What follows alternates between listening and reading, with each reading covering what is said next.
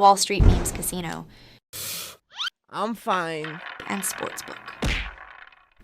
This is Joe Pugh for IFLTV. We are here in Riyadh, Saudi Arabia. Delighted to be joined by former cruiserweight and heavyweight champion of the world, Mr. David Haye. How are you doing? How are you finding Saudi?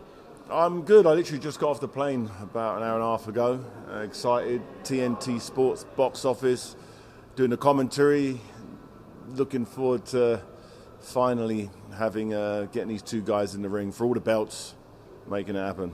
This has got to be the biggest fight you've covered as a broadcaster, commentator. Yeah, it's definitely up there, no doubt about it. It's it's got everyone's got an opinion. Everybody has to see this fight. It's that fight of a generation now. So the way I see it going down, there's going to need to be another fight. I think this is going to be a controversial majority draw. I think two judges will have it a draw, one will have it for Usyk.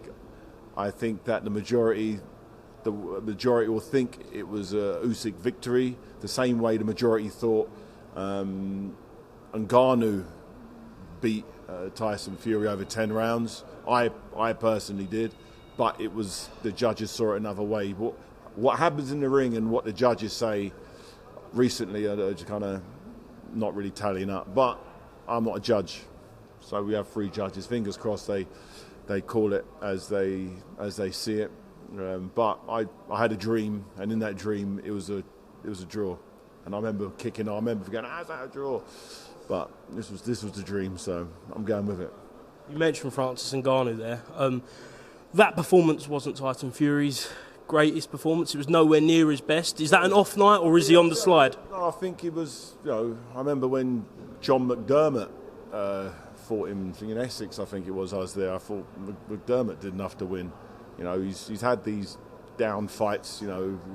But obviously McDermott was domestic level heavyweight, whereas Ngannou never had a boxing match in his life. I think he underprepared. I think he took him lightly, and that was a big contributing factor to it. But he still wasn't able to get rid of a guy who never had a boxing match. And AJ showed exactly how you deal with someone who turned southpaw, who isn't really a boxer, and he's not a switch hitter. He's never had a boxing match to learn how to switch hit. So you can't learn to box in one training camp. And AJ showed exactly what you're supposed to do with someone who doesn't have any boxing pedigree, and that's knock and spark out. Does Tyson Fury's body type coming into this fight make a difference? I know a lot of people made something about him slimming right down. No, I don't think it makes a difference. This fight's going to be about skill. If the size is going to make a difference, it will be in regards to just Tyson Fury's size and arm length advantage. He's so much bigger and stronger that if it gets inside, if there's clinches, if there's pulling and pushing, in a similar way that Tyson Fury was conclusively losing the fight against Steve Cunningham. He got knocked down heavily. He was looking in a real bad shape. So what did he do? He used his size. He got inside. He held him. He forearmed him, and he just ground him down. And I think, looking at the way that Derek Chisora had so much success against Usyk, and that wasn't done with long-range boxing skill. It was getting inside and roughing the little man up. And that's what Derek did with great success.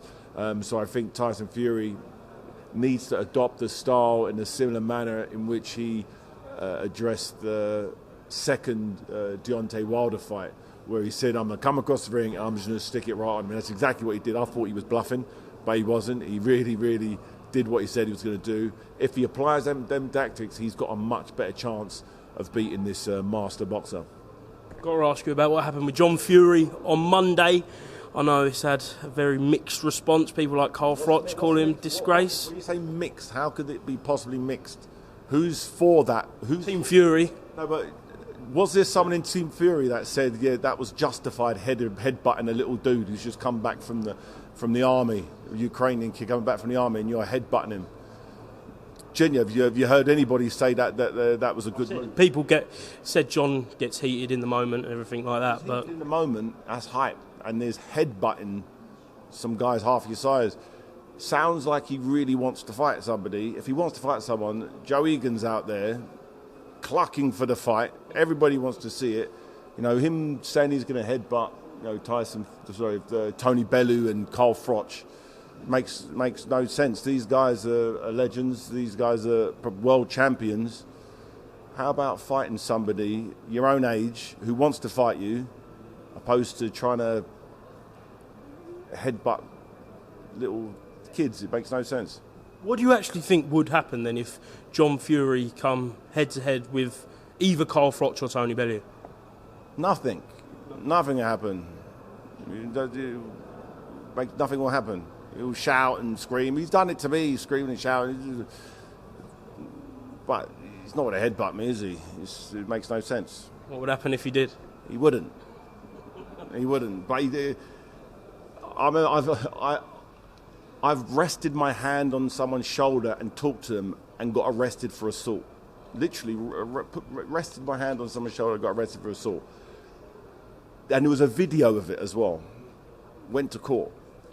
The judge chucked it out, but a video of him headbutting somebody after he's gouged someone's eye out back in the day and already served time for it doesn't look good. You know, he needs to calm it down. He doesn't want to go to jail. His son's potentially going to become a legend, become undisputed champion. He doesn't want to get locked up in a cage again. You know, he needs to just calm it. And I'm saying if he does want to fight, don't fight people who don't want to fight you back. Fight somebody who wants to fight you back. Joe Egan wants to fight him, and I want to see that fight. If he wants to fight, he's the same age. Let's make it happen. Just last one. Anthony Joshua is here this week. I know kind of His Excellency Turki Al-Sheikh has said that if Tyson Fury comes through these two fights, this happens. Does Anthony Joshua have a really good chance now, this new Anthony Joshua under Ben Davison, if he was to fight Tyson Fury? Yeah, 100%. He's got a massive chance. I think you can see the improvement since the two losses to Usyk.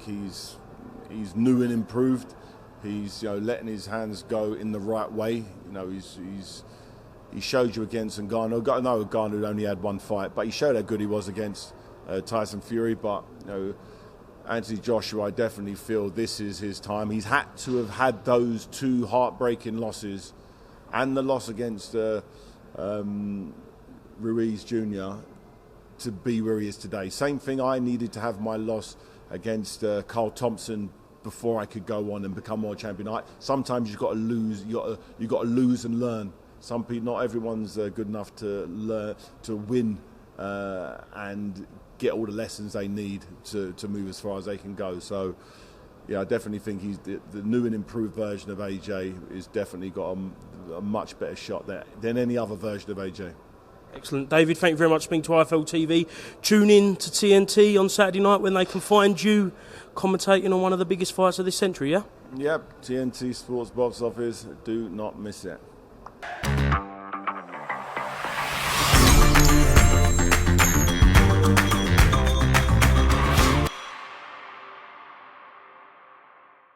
Wall Street Memes Casino I'm fine. and Sportsbook.